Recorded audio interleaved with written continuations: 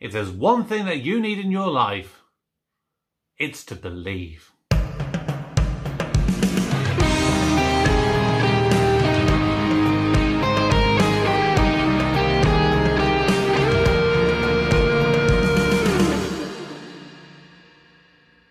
Hello everybody, welcome to the channel. My name is Kevin, I'm a geek. You're watching Kevin the Geek, and it is finally time for me to be able to start a review that I've wanted to do for a long time. And I have been desperate to talk about because of the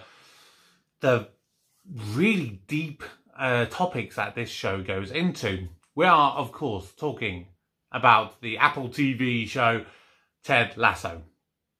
Now, if you are a returning viewer, welcome back. If you are a new viewer, welcome to the channel. Please do consider subscribing. I would love for you to continue on this journey. We're going to be doing reviews every single week of Ted Lasso. We're going to be having reviews of Doctor Who. We're going to have reviews of Marvel. Lots of content all coming up throughout the year. But today we're going to talk about the pilot episode for Ted Lasso. Now, the biggest problem that any TV pilot has got is it has to nail its introduction. And it's got to nail all these different characters. And there's a lot of characters to talk through, so I'm not going to try and dilly-dally too much with this. Why don't we just jump right in? Anybody got any questions? Now, of course, your titular character, Ted Lasso, he was basically a character that was created as part of some attempts to advertise the Football Premier League in America in the sort of early 2010s. I didn't much like it. It was, at least the one that I saw, it portrayed him as very rude, obnoxious, a bit mean at times. So I was very sceptical when everyone kept saying, oh my God, you've got to watch this TV show. And admittedly, I came to it quite late. I literally watched Ted Lasso for the first time about 6 months ago. And boy, oh boy, do I wish I had seen it earlier.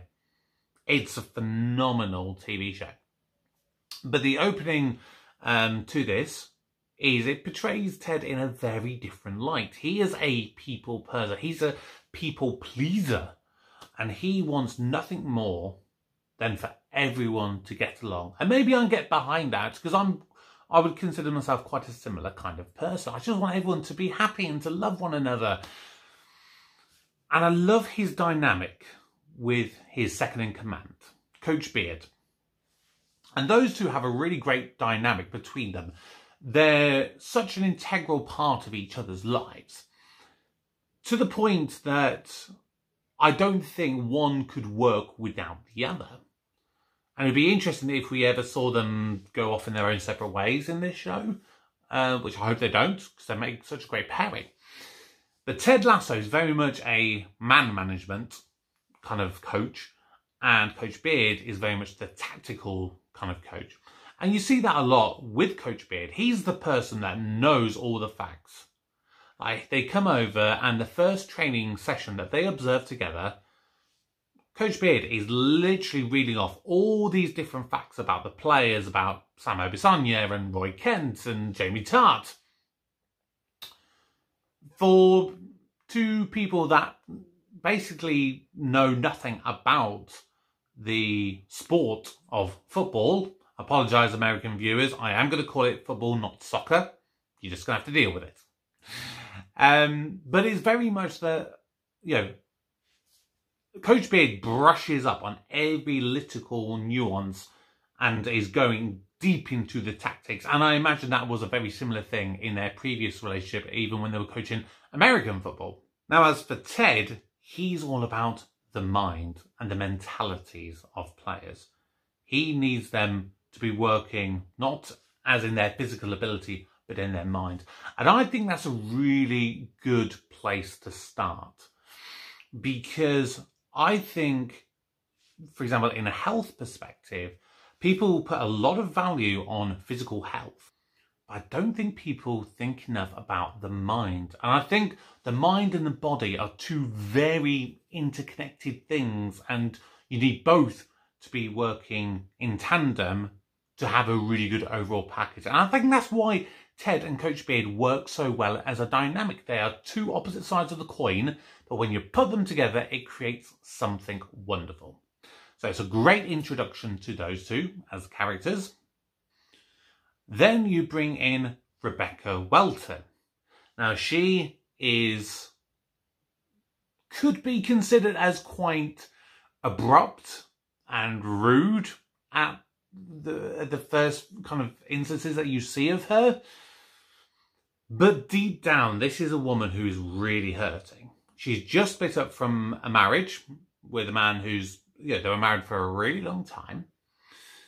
And it wasn't just a simple breakdown of a marriage. This is a repeat cheater and a sleazeball. He's an absolutely despicable human being. And it makes sense, I think, when you see the scenes and the interactions with him and Rebecca later down the line, why she acts in a certain way. But just from the introduction, she's portrayed as being this very determined, powerful figure, to the point that she is going to get what she wants, and she will tread on people to get what she wants. And it's a really good, interesting person to have, especially in charge of a football club. And especially being a woman in charge of a football club, because in real life, there are very few female figures in football, let alone figures in power.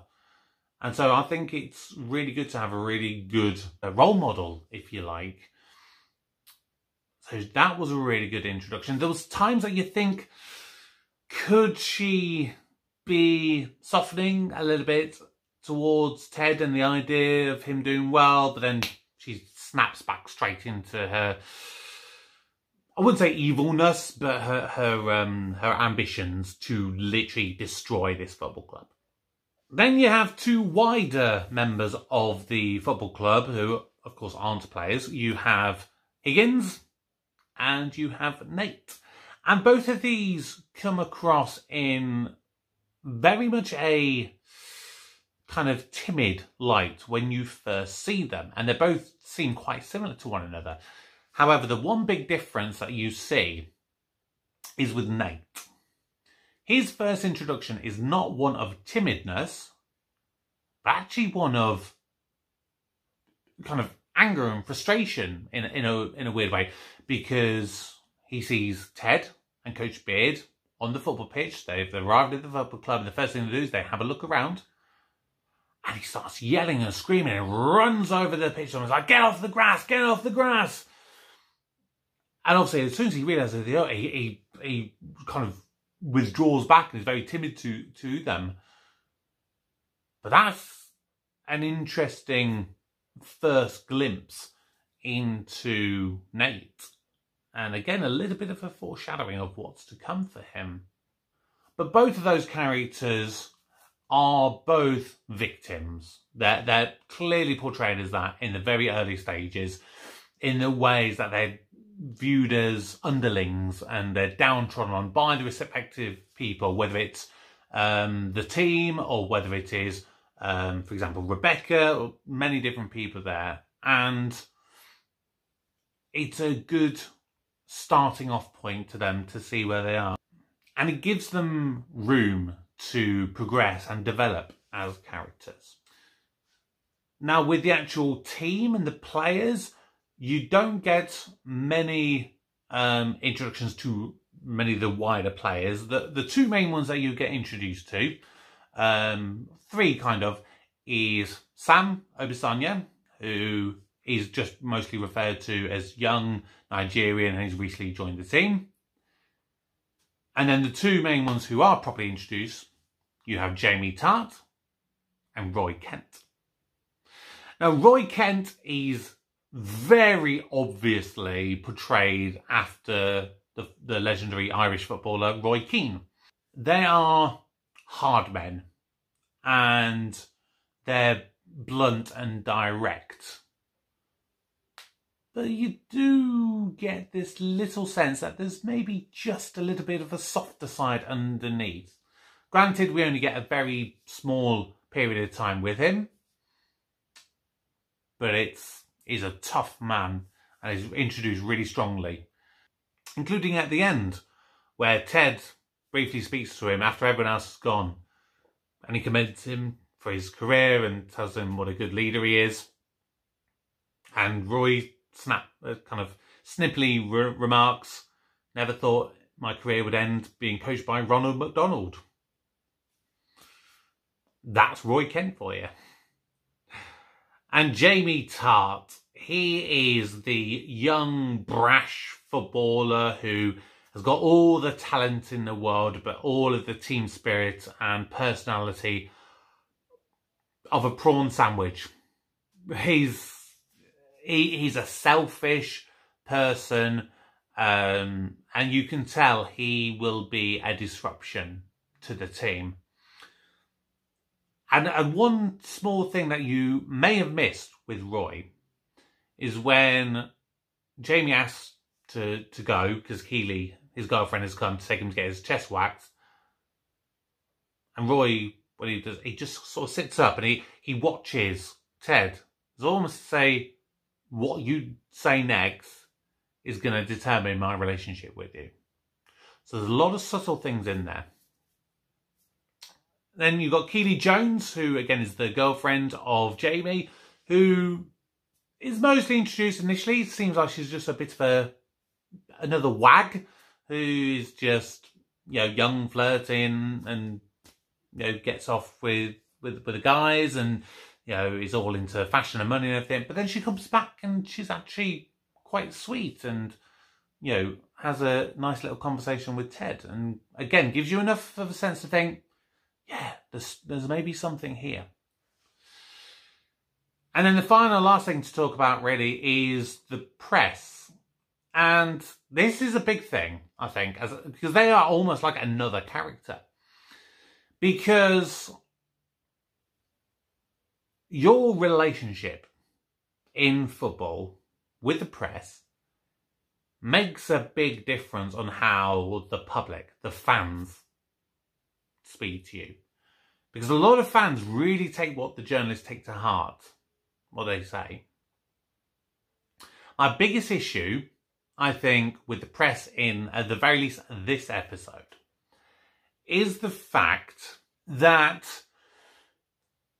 they don't act in the way that press do.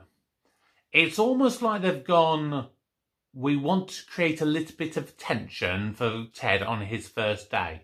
How can we do that? Let's throw the press in there. But I've seen a lot of football press conferences. I've watched a lot. I'm a big football fan. And the journalists never act in the way that they would. They'll never be like that. Because their job at the end of the day is to ask questions and to create stories. They're not going to do it by having a massive shouting fit in the middle of a press conference and saying, you need to go back to America, and asking, do you know what the offside rule is? They wouldn't do that in real life. So that's a little bit of a detraction there. But overall, this first episode is really strong, and it hooks you in. And especially, I would say, for people who are not a football fan. Because that's one of the things that drew me in, because I'm a massive fan of football. But even if you're not a fan of football, this show is not so much about focusing on playing football. Yes, there is a lot of football elements that you see in it. You see bits of training, you see the odd little bits in matches. But that is not the focus of the story. The focus of the story is to tell a story, for you to meet these characters and to go on a journey with them. And I love this show. So I cannot wait to delve into more reviews. So each week, my Ted Lasso review will come out on a Thursday. The odd couple of weeks throughout the year, it will change to a Tuesday. I'll let you know at the time. And that's ultimately because of other things I've got to do, and I've just got to juggle things around a little bit. But for now, that's my review of the pilot episode for Ted Lasso. What did you think? drop a comment down below. Like the video if you did, and subscribe to the channel if you're new. But for now, my name's Kevin, I'm a geek, and you have been watching Kevin the Geek. Goodbye.